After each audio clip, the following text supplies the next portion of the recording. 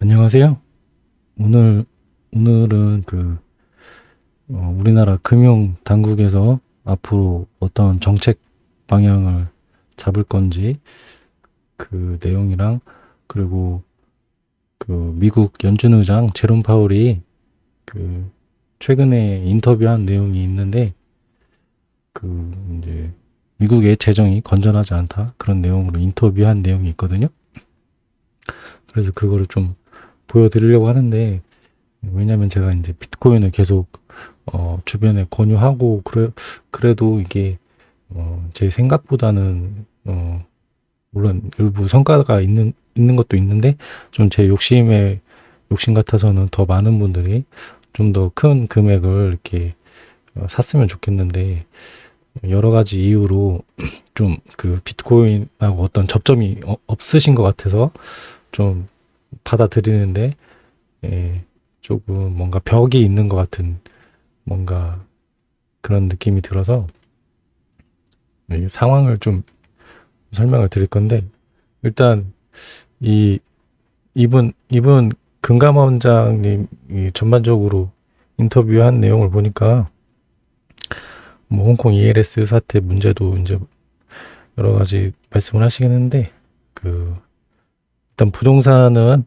적어도 이번 정권이 있는 시간에는 부동산에 대한 부양은 별로 하지 않을 것 같고, 그 자본시장, 주식시장을 좀 건전화해서 부양할 좀 생각인가 봐요. 그러니까 옛날에 제가 주식 투자할 때도 보면은 국민연금이 투자 계획인가 그 로드맵이 있는데, 그게 장기적으로 봤을 때는 우리나라 주식을 줄여가면서 미국 주식이나 해외 주식 사는 걸로 그렇게 로드맵이 잡혀 있었거든요. 그러니까 국민연금 입장에서도 수익률이 높아야 이제 우리나라 국민들 노후가 안정되는데, 우리나라 주식 시장 투자에서는 그런 게 어려우니까 그런 방향을 잡았겠죠.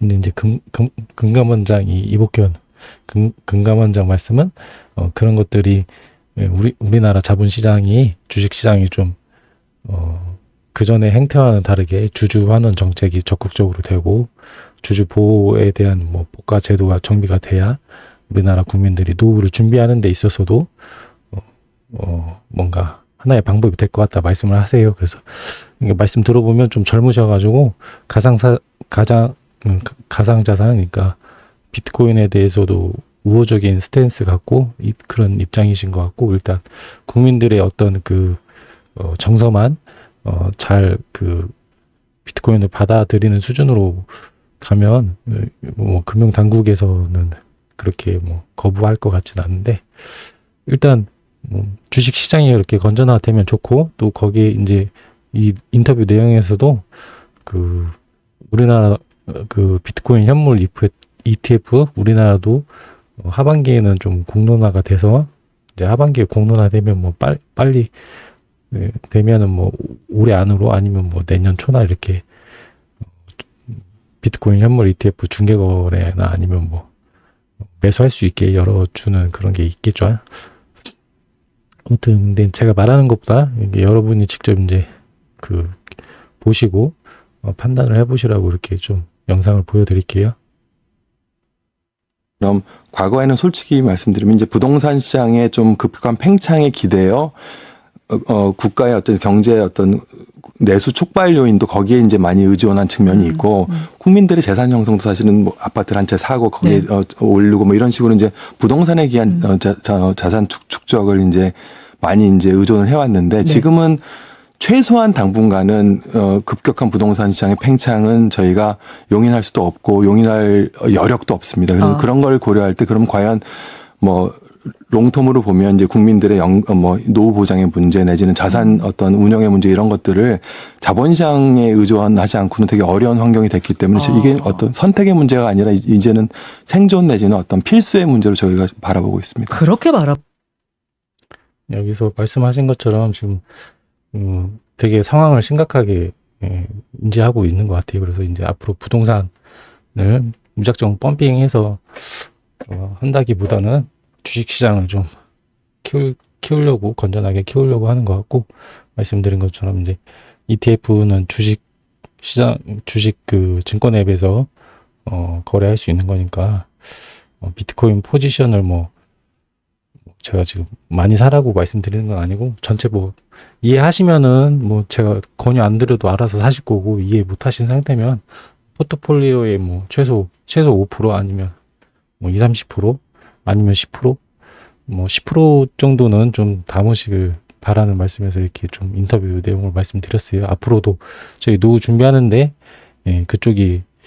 그쪽 방향밖에 지금 생존의 문제라고 말씀하시는 거잖아요. 지금 좀 절박한 상황이고 주식이나 지금 비트코인이나 이쪽으로 지금 방향을 잡아야지, 부동산도 이제 많이 올랐기 때문에 물론 물가 수준만큼은 따라가겠지만 하여튼 그 정부 정책의 흐름을 잘 인지하셔가지고 앞으로 계약하는데 좀 참고하시길 바랄게요. 그리고 이것도 중요하고, 이게 많은 분들이 이제 제가 이제 비트코인을 말씀드릴 때 많은 분들이 거기서 좀 저랑 좀 갈리는 것 같다고 제가 개인적으로 느끼는 거거든요. 뭐냐면은 저는 그 물가가 오른다는 거에 대해서 이 화폐 가치가 하락한다는 거를 제가 어느 경로로 배웠든 하여튼 그거를 인지를 하고 있어요. 근데 그 제가 이렇게 말씀드리면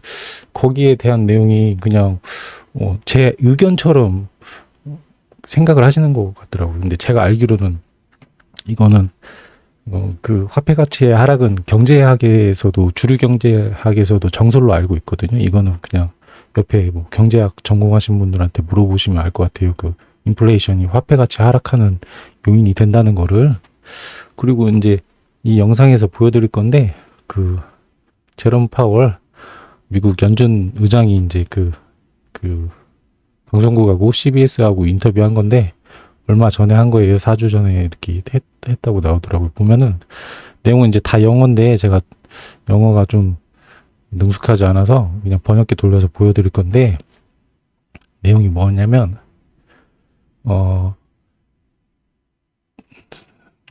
장기적으로 볼 때 미국의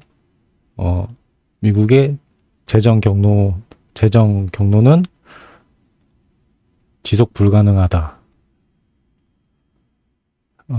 그것은 단지 부채가 경제보다 빠르게 성장하고 있다. 그게 이제 지속 불가능한 재정 경로에 있다는 것을 의미한다. 이 뜻이거든요. 그러니까 장기적으로 이제 미국의 그 재정 정책이 지속 불가능한 상태이고, 부채가 경제보다 빠르게 성장하고 있기 때문에 지속 불가능한 재정 상태다. 그런 말이고, 이제 뒤이어서 하는 말은, 우리는 사실상 미래 세대로부터 돈을 빌리고 있습니다. 그러니까 미래의 세대의 부를 빌려와서 지금 누리고 있다는 거죠. 이제 재정의 지속 가능성에 우선순위를 두는 것으로 돌아갈 때입니다. 그러니까 재정을 좀 건전하게 해서 미래 세대의 부를 이렇게 빌려올 게 아니라 우리의 현재 상태의 재정을 건전하게 해서 지속 가능한 그런 재정 정책을 피는 것으로 돌아가야 된다는 말이에요. 그러니까 뭐 부채를 줄이고 흑자 전환을 하든 뭐 어떤 그런 정책의 변환이 필요하겠죠. 그래서 지금 돈 찍어내서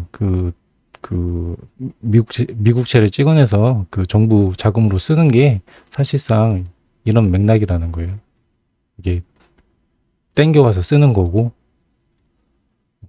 부채가 경제보다 빠르게 성장하고 있다. 지금 그래서 상황이 그렇게 저희가 이런 시스템에서, 미국이 기축통화로 있는 시스템에서 장기간 있었기 때문에 이런 것들이 받아들이기는 어려운 순간이긴 한데, 어쨌든 상황은 현실적으로 이렇게 됐고, 달러가 기축통화냐 아니냐 그런 말씀을 드리는 게 아니고, 앞으로 이런 상황 때문에 비트코인이 더 올라갈 수밖에 없다는 거죠. 이렇게 인플레이션이 계속 되고 있으니까 지금 여기서 잘 컨트롤해서 이제 건전한 재정 정책을 펴면은 비트코인도 이제 뭐 무한정 가격이 올라가진 않겠죠. 법정화폐 기준으로.